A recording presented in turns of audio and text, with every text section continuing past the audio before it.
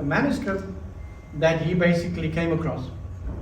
The other is Hans Keller, who was a German scholar who wrote important publications in the early 1970s, who is unacknowledged also pertaining to his contribution, but partly because his publication was very was circulated very sort of in a sort of in an audience that not a large audience, very small audience, and as a result, very few normally refer to him. But I feel that from my understanding of the history is that these texts, along with those of Adrianus and Salland, really needs to be recognized and of course our own Cape Ahmad Davids. There's no way anybody can talk about Arabic Afrikaans when we have to quote him, we have to refer to him, because he's given a new life to it, partly because of his own passion for this particular language and understanding of the past, and at the same time in his own interpretation.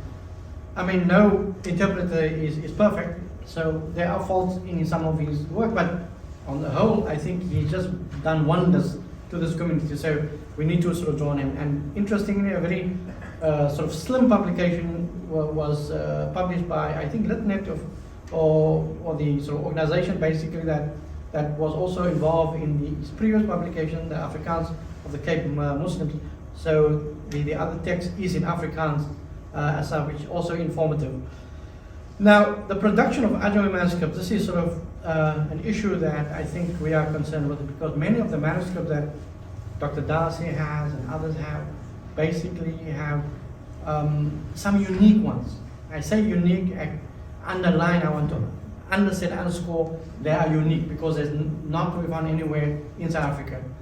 They might be back in Indonesia, but the issue is this is where we need comparative studies and scholars who have gone into literature to maybe look at sort of these, but we need to first look at what we have and gather them together if we can, but as indicated, perhaps one way is to digitize all of them with permission from this family.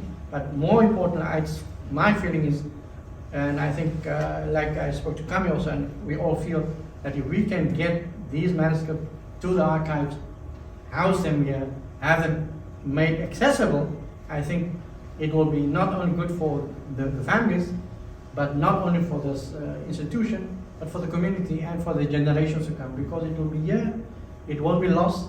The problem is, as we know, families they've squabbled over manuscripts, they have destroyed manuscripts without realizing they're destroying their own identity and history.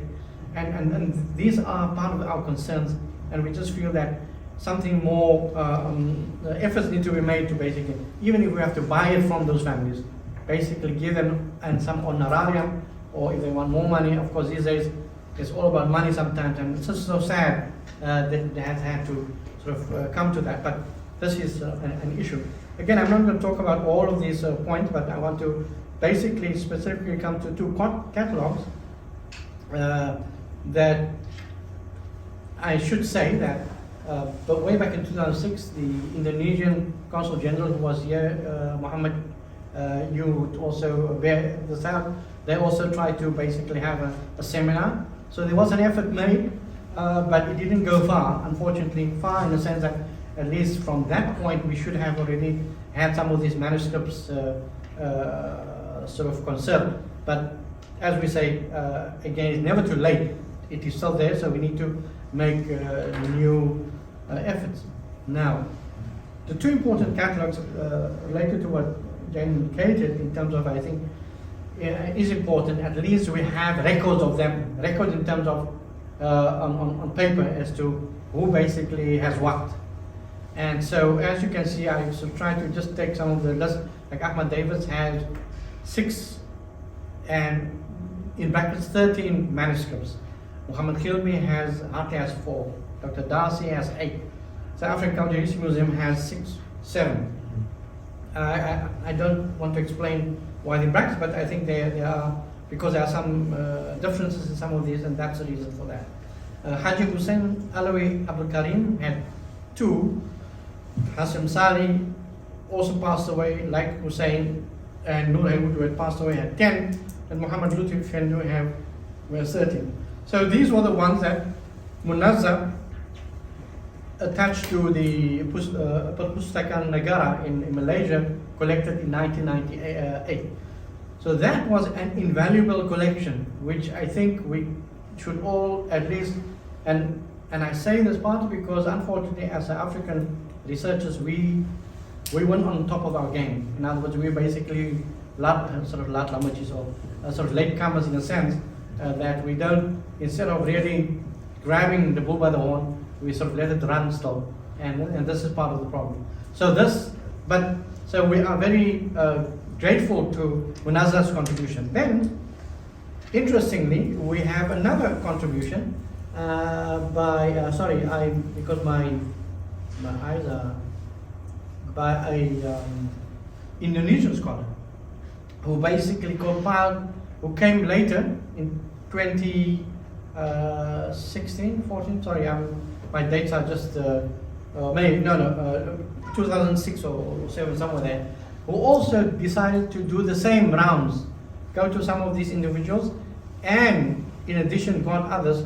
And so he went to Muhammad Hashim Saleh, who was mentioned in the previous catalogue, Hashim Saleh, Ibrahim Abbas, Ibrahim Hassan, new individuals, or rather I say new in terms of others who the previous catalogue did not sort of meet. And then you have Benjamin Kali, you have Yusuf Karan, you have Zainab Davidson, and Yusuf Akhadin, Kamil Manuel, and so forth. So all of these manuscripts basically added value. So what was in the previous collection is now supported by a second collection, but what it tells us, and of course it basically goes against what Ahmad David had said, there were 75 manuscripts. But according to this, the Indonesian catalogue, there's 140, which means there's much more than, so we can assume there might be more than what we are really sitting with. And this, of course, needs to be returned to. So those catalogues are important, and like I had sort of shared with others, I think it's by time that we either translate those catalogues into English and at least have them accessible to us in the Cape or in South Africa for researchers. But again, of course, you can go study Bahasa Malay or Malaysia or Indonesia, but I think it would be great if this can be done in English, that is translated, just to have it more sort of access in terms of the specific records. Let me sort of, because of time, as I said, I have already gone over the sort of the period that we have. What I just want to raise is the whole issue of when you talk about this manuscript, you talk about the authors, the copyists, the family heirlooms, and the libraries. And of course, this is sort of the three sectors, so to speak, that we are concerned with. For researchers, who's the author, who was the author, who wrote it, when was it written, why was it written, for whom was it written? I mean, all of these questions that come to mind. The issue of family heirlooms, who are they? And if a family is a family of 8, and the father dies and mother dies, who does it go to? The eldest brother or the eldest sister? And this is where the conflicts have been, and you might know and have heard of this, and unfortunately this is the problem that we currently face when we go out to some. In the case of Dr. Dasi, I spoke to him personally. I said, please don't let even your children, if you have children, it must go to the department. You cannot stick around here. I mean, we respect you, and you know, and of course he knows the value. And he has been thinking along the lines, as we had said, and that's the reason why I came to basically speak about it. And he has been writing about himself. So anyhow, I mean, sort of, it's all of these issues. We're not going to talk about the language issue, because I think if we talk about language, interestingly, just to look at sort of the formation or the shift, it is interesting that at the Cape, all of these languages were spoken by individuals, by groupings, and so we have a potpourri of languages that contribute to what we know in different ways, Arabic Afrikaans. So sort of there's that dimension. Let me, as I say, just quickly make reference to 2 or 3 types of manuscripts that have been there. Interestingly, in also scholarly contributions.